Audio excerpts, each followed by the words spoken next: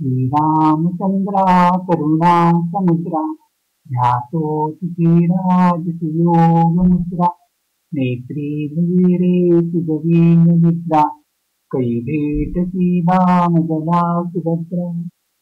श्री समर्थ सद्गुरु ब्रह्मचैतन्य महाराज गोंदवलेकर यांची अमृतवाणी. देवा करता स्वतःला विसरावे. तुम्ही स्वतःला दिवसातून एकदा तरी विसरता की नाही?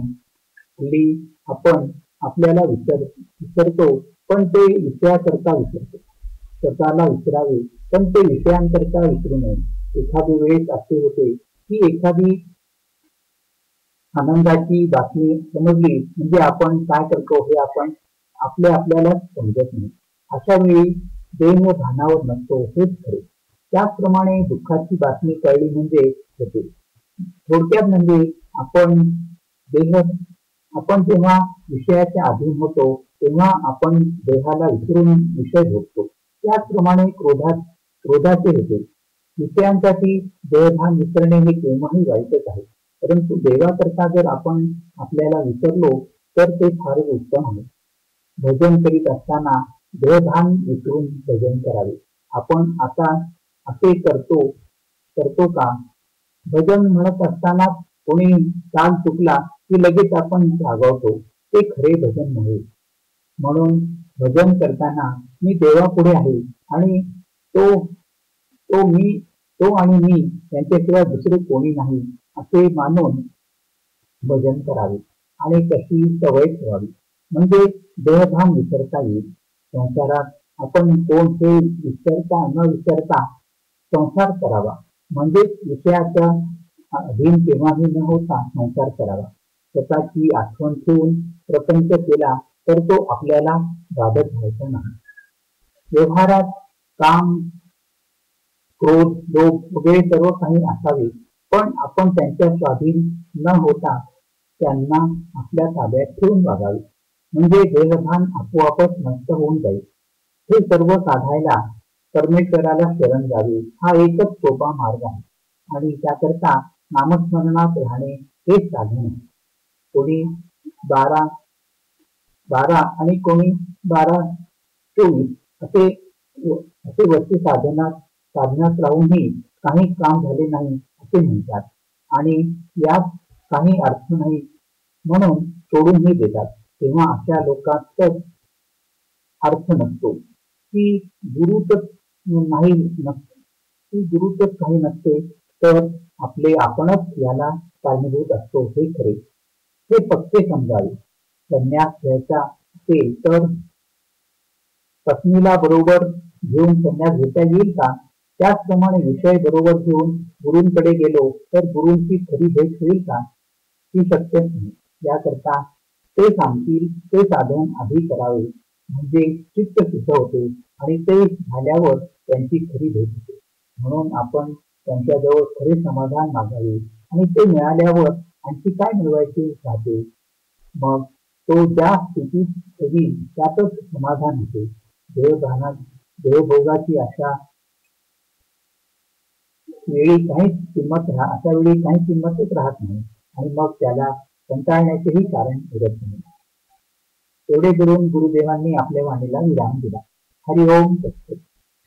नाम प्राणाबरोबर सांभाळावे. आपल्याला जिव्हा दिली आहे ती जर नामस्मरण करण्याकरता वापरली तर हे चांगले होईल का?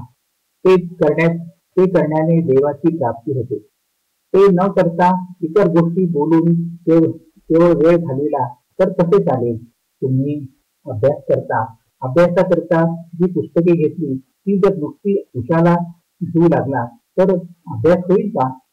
म्हणून म्हणतो आपल्याला जिव्हा दिली आहे तिचा उपयोग नामस्मरण करण्यासाठी करा. प्रकृती चांगली सुदृढ आहे. चांगले घट्टे पाय आहे. ते जर देवाच्या प्राप्तीकरता वापरले नाही तर याचा उपयोग काय? तुमच्या पुढे ब्रह्मानंद बुवांचे प्रत्यक्ष उदाहरण असून असे का करता? त्यांनी काय केले पहा. त्यांनी नामस्मरणाशिवाय दुसरे काहीच केले नाही. त्यांनी प्राणाबरोबर नाम सांभाळले. तुम्हाला तितके तरी करता आले नाही तरी जसे देहावर प्रेम करता तसे तरी नामावर ठेवा. आताच्या दिवसात तर कलीचा एक एक दिवस देवावरचा भाव घालवायला कारण होतो. तरी या वेळेस सांभाळा. अश्रद्धा उत्पन्न झाली तर आपले पापच आड येते असे समजा आणि त्यावेळेस नामस्मरण करीत जा.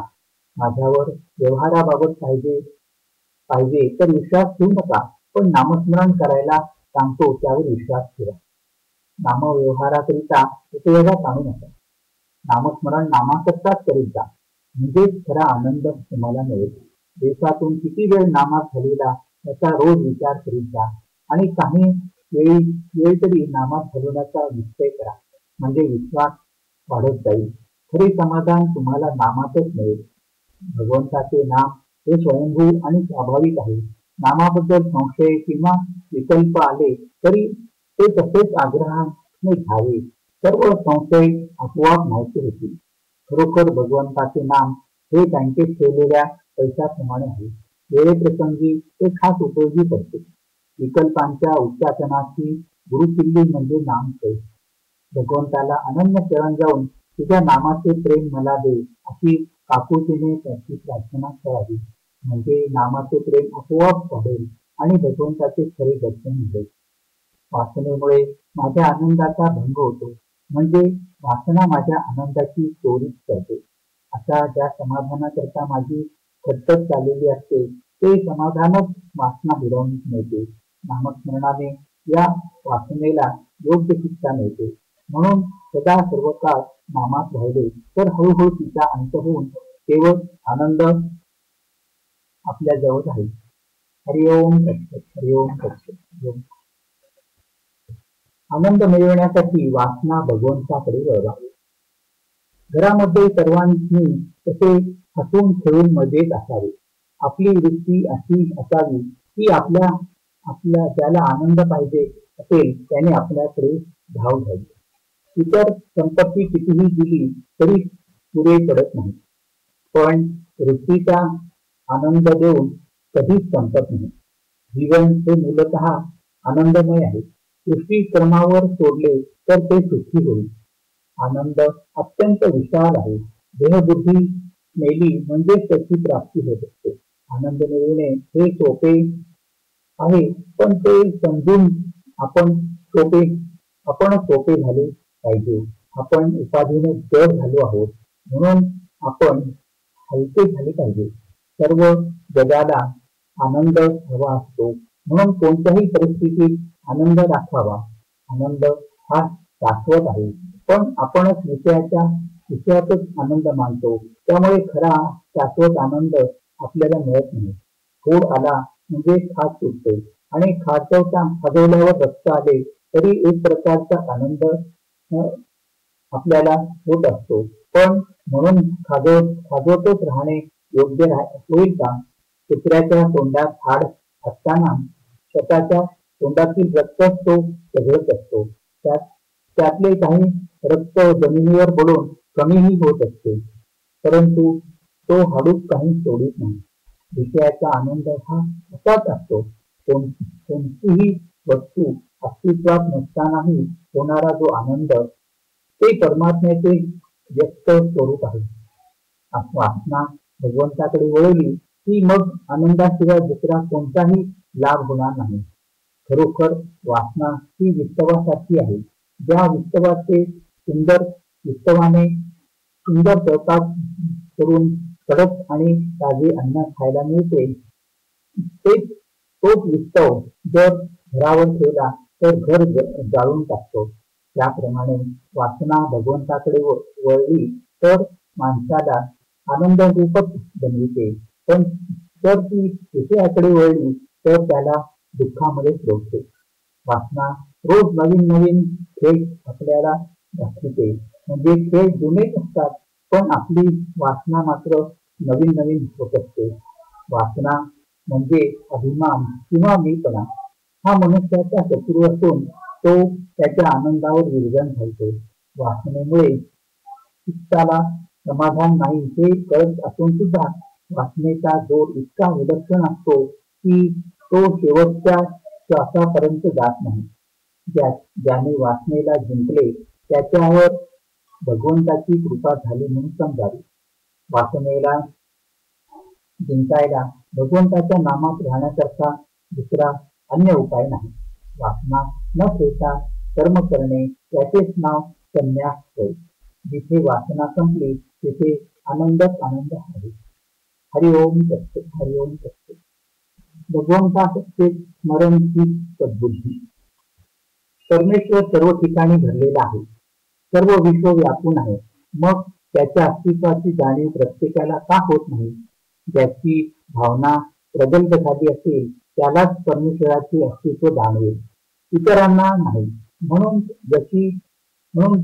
तशी भावना असणे जरुरी आहे आणि ती उत्पन्न होण्यासाठी परमेश्वराच्या स्मरणाची आवश्यकता आहे. मी नामस्मरण करतो असे जो म्हणतो तो माझ्यावर उपकार करतो असे मला वाटते. कारण जी व्यक्ती नामस्मरण करते ती स्वतःचा उद्धार करून घेत असते, म्हणजे पर्यायाने माझ्यावर उपकार करीत असते. बुद्धिवाद्यांना एक शंका अशी येते की परमेश्वर हा जर बुद्धिदाता आहे तर मग दुर्बुद्धी झाली तर तो दोष माणसाचा कसा म्हणता येईल? याला उत्तर असे की बुद्धिदाता परमेश्वर आहे हे अगदी खरे, पण त्या बुद्धीची सद्बुद्धी किंवा दुर्बुद्धी का होते हे पाहणे जरुरी आहे.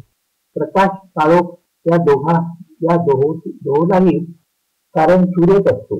सूर्याचे अस्तित्व हे उजेडाला आणि नास्तित्व हे काळोखाला कारण असते. तसे भगवंताचे स्मरण हे सद्बुद्धीला आणि विस्मरण हे दुर्बुद्धीला कारण आहे. म्हणून बुद्धिदाता परमेश्वर हे जरी खरे असले तरी सद्बुद्धी का दुर्बुद्धी ठेवणे हे मनुष्याच्या हातात आहे. भगवंताचे स्मरण ठेवले म्हणजे दुर्बुद्धी होणार नाही. म्हणून नेहमी भगवंताच्या स्मरणात राहावे आणि त्याला उपाय म्हणजे नामस्मरण होय. सर्व सोडून भगवंताच्या स्मरणात राहिले पाहिजे, परंतु व्यवहार नीट करून त्यामध्ये भगवंताचे अनुसंधान ठेवणे हे त्याहीपेक्षा श्रेष्ठ होय. भगवंताच्या कृपेने प्राप्त झालेला आजचा दिवस आपण त्याच्याकडेच लावावा. भगवंताचे अनुसंधान ठेवणे म्हणजे दिवस त्याच्याकडे लागतो. अशा रीतीने आजचा दिवस भगवंताच्या अनुसंधानात झालेला तर आपल्याला नित्य दिवाळीच आहे. अनुसंधानात स्त्री पुरुष श्रीमंत गरीब हे भेद नाही. इतर साधनांनी जे साधायचे ते नित्य अनुसंधानाने साधते. हाच या युगाचा महिमा आहे. इतर विषय मनात न घेता एकाच विषयावर मन एकाग्र होणे याला अनुसंधान असे म्हणतात. भगवंताचे अनुसंधान हेच खरे पुण्य होय आणि हीच आयुष्यात मिळवण्याची एकमेव गोष्ट होय. एक भगवंताचे अनुसंधान ठेवा म्हणजे इतर सर्व गुण आपोआप मागे चालत येतील. भगवंताला अनन्य भावे अशी प्रार्थना करावी की देवा, प्रारब्धाने आलेले भोग येऊ दे, पण तुझे अनुसंधान मात्र चुकू देऊ नको. हरिओम तत्सत. हरिओम तत्सत. हरिओम.